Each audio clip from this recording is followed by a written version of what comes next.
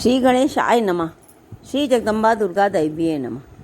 अंतस यात्रा की इस कड़ी में हम ये बताने जा रहे हैं कि आज की व्यस्त दिनचर्या में नवरात्रि में लोग क्या करें। बहुत लोग मन में विचार करते हैं कि हम दुर्गा सप्तशती पाठ करें या हम क्या करें।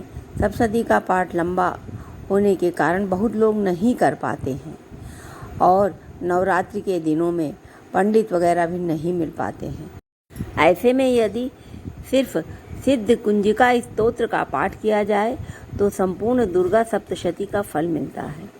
सिद्ध कुंजिका स्तोत्र का पाठ मात्र 5 मिनट में ही हो जाता है और कोई भी इसे आसानी से पढ़ सकता है। आइए जानते हैं इसके बारे में। सिद्ध कुंजिका स्तोत्र। यह स्तोत्र श्री रुद्रयामल के गौरी तंत्र में शिव पार्वती संवाद के नाम से वर्णित है। यदि नवरात्रों में दुर्गा सप्तशती का पाठ मनुष्य को कठिन लगे या पढ़ने का समय न हो तो उसे सिद्ध कुंजिका स्तोत्र का ही पाठ कर लेना चाहिए। सिद्ध कुंजिका स्तोत्र का पाठ करने से विपदाएं स्वतः ही दूर होती हैं और समस्त कष्ट से मुक्ति मिलती है। ये सिद्ध ही स्त्रोत है और इसे करने से दुर्गा सप्तशती पढ़ने के समान पुण्य मिलता है। सिद्ध कुंजिका स्तोत्र का पाठ मनुष्य अपनी सुविधा अनुसार किसी भी वक्त कर सकता है, लेकिन यदि इसे शाम की आरती के बाद किया जाए तो बहुत ही अच्छा है।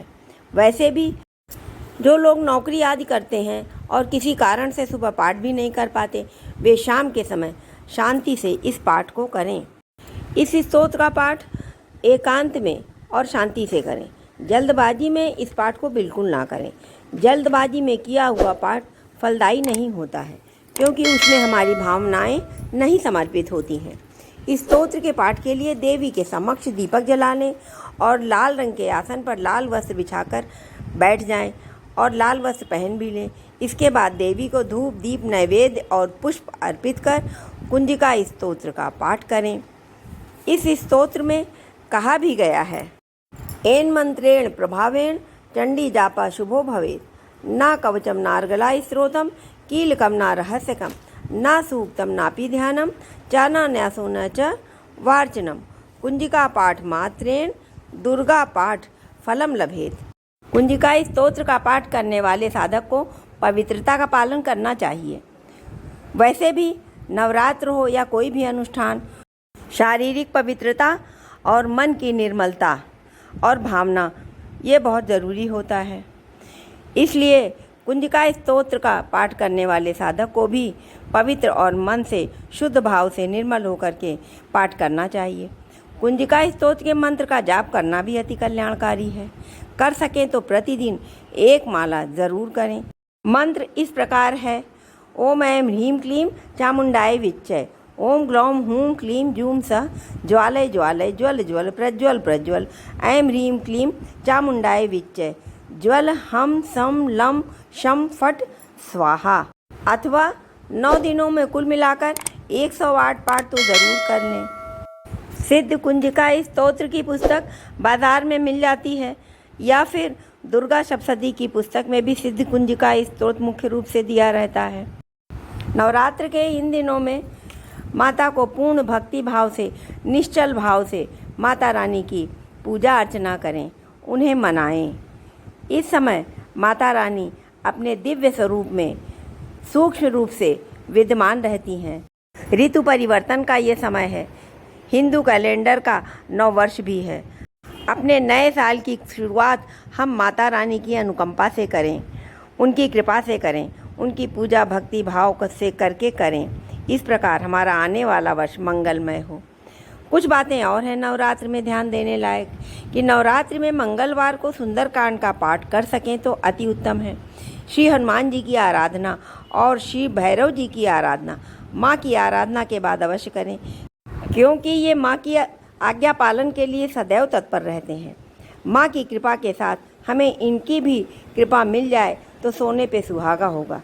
ये दोनों ही रुद्रावतार भी हैं, इसलिए भैरव जी की और हनुमान जी की पूजा अर्चना भी ज़रूर करें। अगर आप माँ दुर्गा की पूजा करते हैं तो निश्चित ही आपने गौर किया होगा कि देवी दुर्गा को सुहाग की मान्यता के आधार मानी जाने वाली सभी चीज़ें चढ़ाई जाती हैं। अब प्रश्न ये है कि माँ दुर्गा के पति कौन हैं। जन सामान्य में कम ही लोगों को विदित होगा कि माँ दुर्गा के पति देवादिदेव महादेव भगवान सदाशिव नीलकंठ रूप में हैं। दुर्गा माँ वास्तव में माँ पार्वती ही हैं। अगर शिव जी जगत के पिता हैं तो माँ दुर्गा ही जगत जननी जगदम्बा पराम्बा हैं।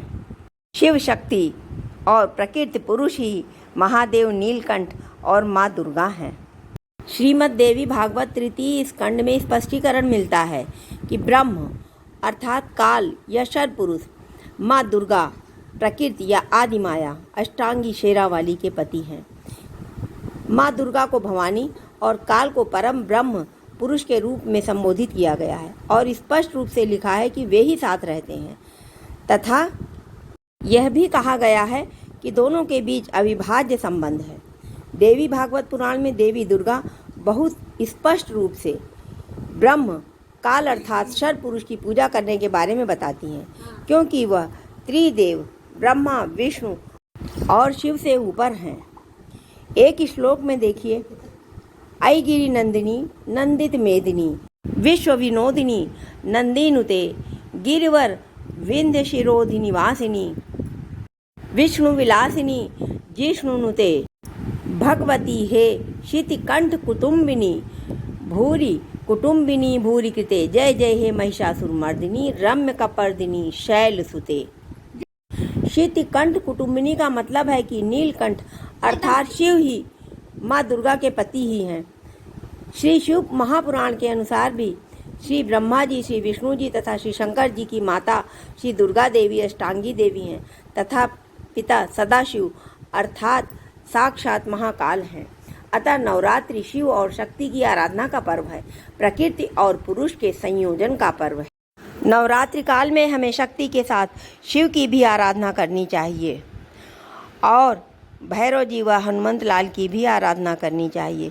इस प्रकार हम अपनी पूजा और आराधना के साथ अपने नए वर्ष की शुरुआत करते हैं।